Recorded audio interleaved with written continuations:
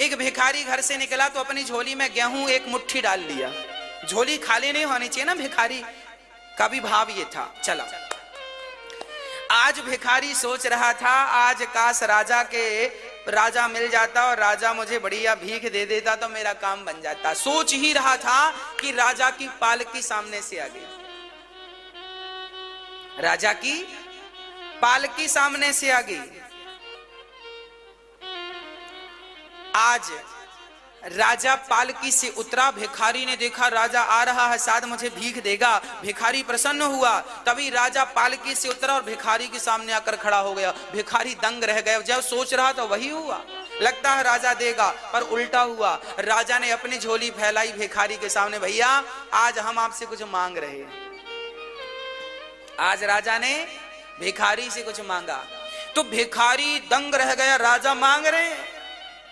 तो भिखारी ने अपनी झोली में हाथ डाला तो मुट्ठी भर गेहूं आ गया। तभी भिखारी को लगा हे भगवान, मुट्ठी भर आया तो पूरा है, जितना था पूरा आ गया।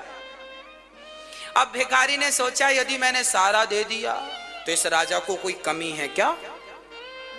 तो राजा, उस भिखारी ने अपनी मुट्ठी ढीली कर दी, और ढीली कर दी तो बहुत सारे दाने इसकी झोली में गिर गए।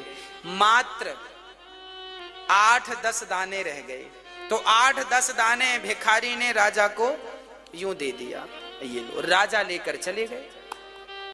भिखारी ने पूरे गांव में भीख मांगी, आज उसे बहुत मिला।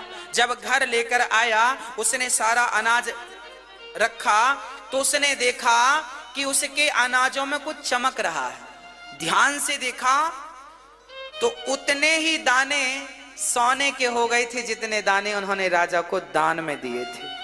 8 गेहूं के दाने उन्होंने राजा को 8-10 दाने, तो देखा तो 8-10 दाने गेहूं के वो सोना बन चुके थे। अब भिखारी रोया, हे भगवान, मुट्ठी भरी थी पूरी दे दिया होता तो पूरा सोना बन जाता, ये 10 ही सोना बना। मतलब आप जितना दे रहे हैं वो आपको सोने की कीमत दे करके जाएगा, सोना बनकर आपको मिलेगा। दिया हुआ दान कभी व्यर्थ नहीं जाता। जितना हम देते हैं, अरे किसान खेत में 1 कुंटल गेहूं डालता है तो 4 महीने में 20-25 कुंटल आता है कि नहीं। जब जमीन, जब भारत माता, जब मिट्टी 25 गुना करके लौटाती है तो विचार करो बिहारी जी कितने गुना करके लौटाएंगे।